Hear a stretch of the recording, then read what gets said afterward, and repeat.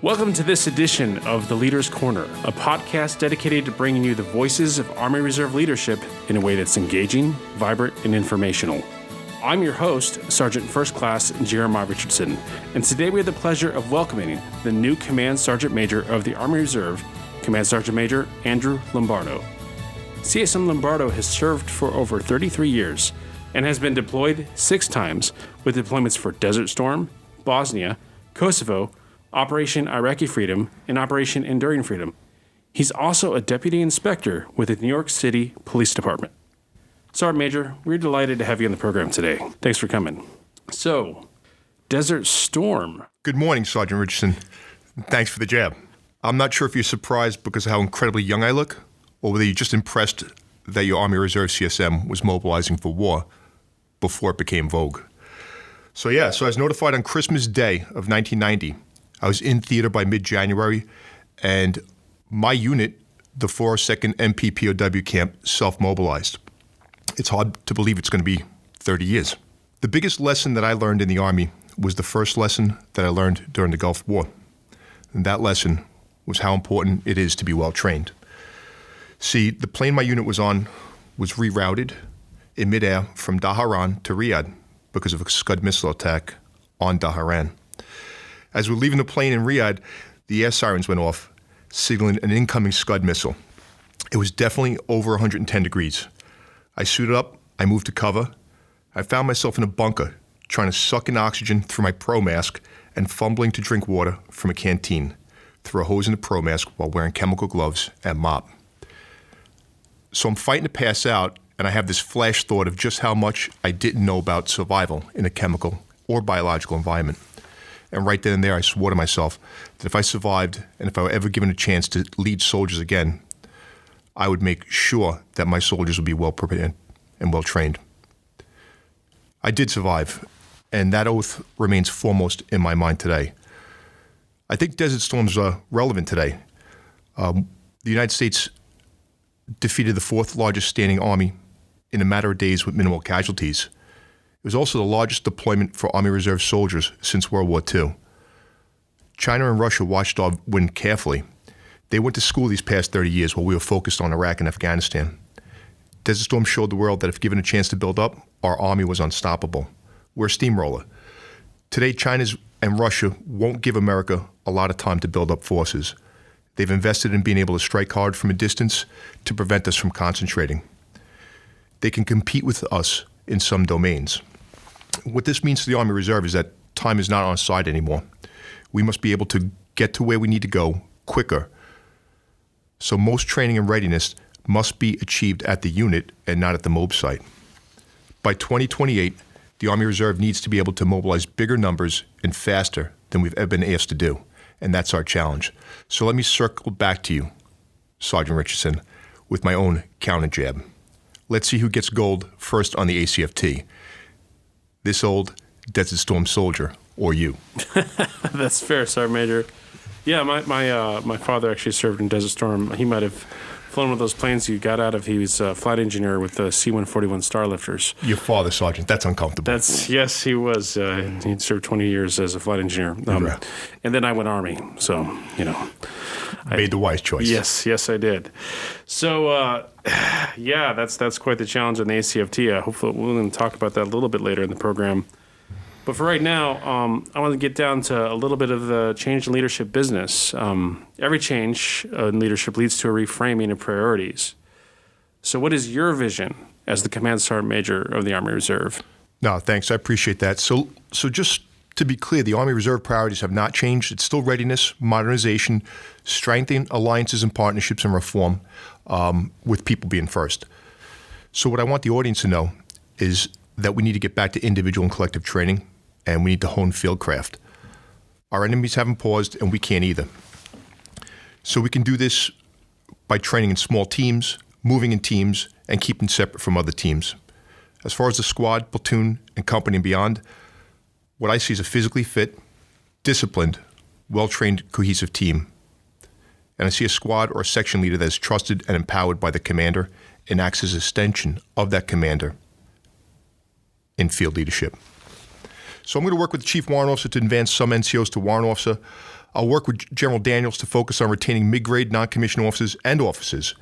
And the reason why is because these are going to be the leaders in 2028 and 2035, and we need to challenge them.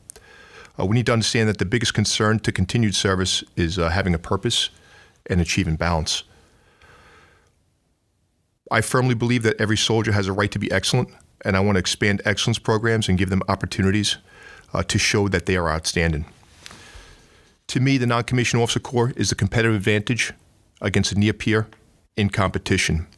So what I want to do is I want to take the SMA's vision and I want to operationalize this is my squad for the Army Reserve. So imagine that as an Army Reserve squad leader, you are trusted to have the power to lead individual training and input your squad's training, ACFT, or range scores into an easily used app or program on your phone that updates the official record. Imagine that you are alerted on your phone when members of your squad are scheduled for MOS or PME. I want to work with the SMA. I want to digitalize the squad leader and give squad leaders that ownership. There's also a counseling part to This Is My Squad. And I want to look at ways that we can make sure soldiers know their squad leader and make sure the squad leader knows their soldiers through counseling. I believe that a strong leadership team can positively change the culture of this organization by training and empowering and trusting the squad leader. So I'm going to work to communicate that where leaders train at the brigade and battalion command course and at the first sergeant's course and the company commander's course. And I'll go back to what we talked about earlier. Before the end of my tenure, all Army Reserve soldiers will transition to the Army Combat Fitness Test, and this will not only reduce injuries and build fitness, but it's going to prepare us for the tasks that we require in combat. And that's what I'm thinking right now. So you have, your 33 years that you're bringing to the table. What experience do you have that you want to bring to drive forward the Army Reserve? Well, the obvious answer is my New York accent and the appropriate amount of chutzpah. So no, and seriously, this is what I bring to the table. I consider myself energetic, motivated, and enthusiastic. I work beyond 9 to 5. And like you said, I have the credibility of over 34 years of service, including my regular Army service and 6 overseas deployments. I value and I am a team player. I don't think I have all the answers. So I believe in harnessing the power of the team. I believe my sense of fairness, respect, due process are value added. And I try to walk the talk. I don't try, I walk the talk. Perhaps most importantly, I've spent a career as a citizen soldier, and this gives me the proper perspective in order to drive our Army Reserve forward. Now, you've come to this post in the midst of a national pandemic. I say this right now as I wear a mask in our studio. I imagine that wasn't exactly what you pictured taking on this position. Definitely not. I can say this. It's always difficult to lead, and leadership presents unique challenges. So I think about the leadership challenges of the greatest generation when they landed at Normandy, and it sort of puts leadership in perspective to me.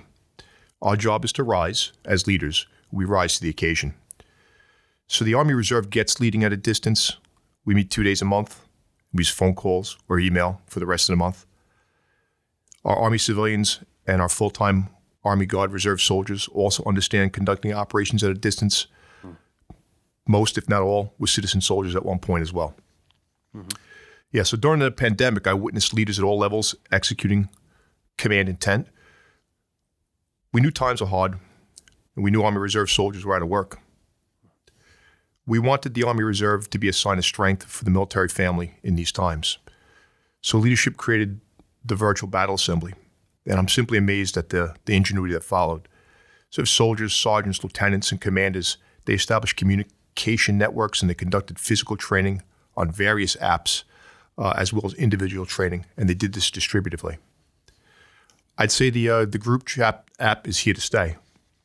So we're at a point now where we're conducting a battle assembly hybrid. That's our term. That means that soldiers within local commuting distance physically attend BA, but we're taking a lot of safety precautions. Soldiers are called before the battle assembly, and they're asked questions to make sure they don't present a risk to the unit. Once they get to BA, they're screened again, they receive a temperature check, Then they spend the day training in small groups, which is excellent because it supports my concept of, or our concept of, this is my squad. And some soldiers that commute from a distance will perform their required training in a distributed way. That's battle assembly hybrid. So I need to recognize the Army Reserve medical professionals, the emergency preparedness officers that work with FEMA, the mortuary affairs teams, and the log specialists, many of whom virtually mobilized at home. They responded to communities across America.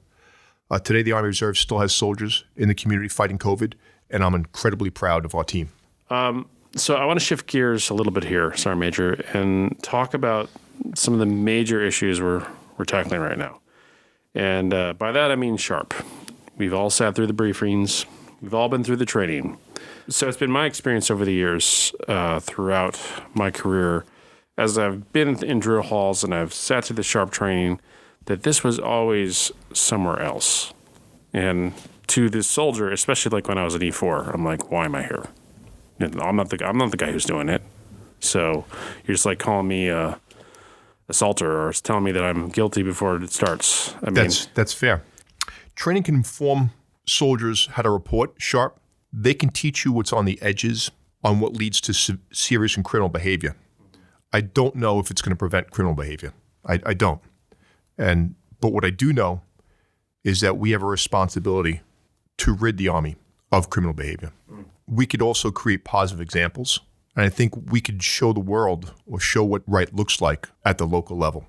I could talk all day and explain what it means to take care of your team, all the members of your team. But unless it comes from you, the person that owns the team, I don't know if it's going to make a difference. It might be that other person. But if you break off into small squads and you talk about it, the squad leader is much closer to that individual soldier than I can ever be, or that any leader can ever be. It's the first part of the chain of command and non-commissioned officer support channel. That squad leader can make enormous amounts of impact on the culture of his or her part of the Army. I don't know if they realize the power that they have to be able to change culture and actually make a difference. And I think that's maybe what we're missing in Sharp, is not thinking it's somebody else. Making sure that you're part of the Army is the example. I mean, yeah, that does seem like the heart of this is my squad, and not letting it happen in your own backyard, taking care of your own soldiers. Yeah, and it's difficult to do as an Army Reserve soldier. I mean, listen, we're together 2 days out of the month.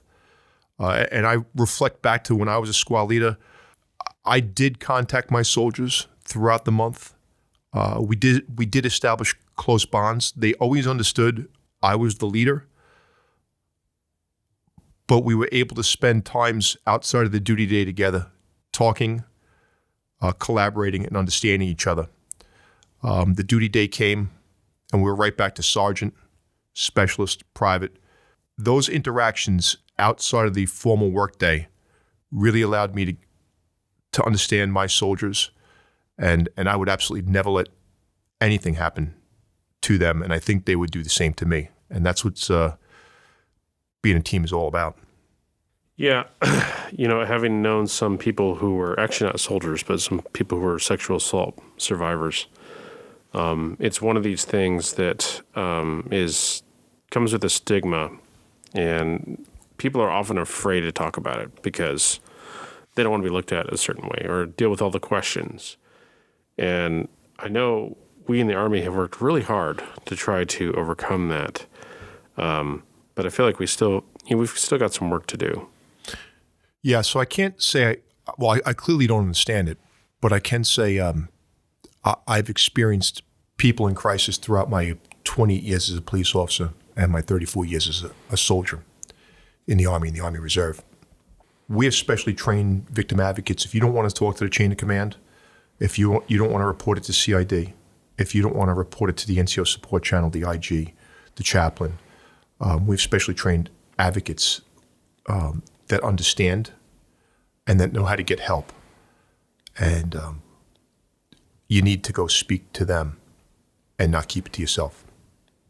There is the squad level, but it's also the Army Reserve level. These are our soldiers, and it's our team. Yes, it's our family. Yeah, Yeah, the family aspect, yes. Yes, and yeah, we have a responsibility to train them and mentor them and get them to the point where they could replace us and do our jobs. What we absolutely cannot do is break trust with them. And sexual harassment and sexual assault breaks trust with them. It breaks trust with our team, and it breaks trust with the American community. We represent them. Every day we put on this uniform, we represent the best of their aspirations and what they hope for. Yeah, so what I could say is there's some great examples of what right looks like, and that's what we need to bring forward and showcase is those squads and those leaders that are doing what's right, setting the example, showcase them so that everybody sees that we can make a difference even at the squad level. Yeah, I do think that sometimes it can be difficult for soldiers in drilling status to make that transition oftentimes in the civilian world and how they interact then, to soldiers. And those of us who've been in have dealt with that. And getting into that mindset that, okay, I got this uniform on, my job is different. It's not different, but it's here. It's actually figuring out how that doesn't go away when you take the uniform off either. And that's hard for soldiers to deal with, I think, sometimes. It is. We're also a community-based organization.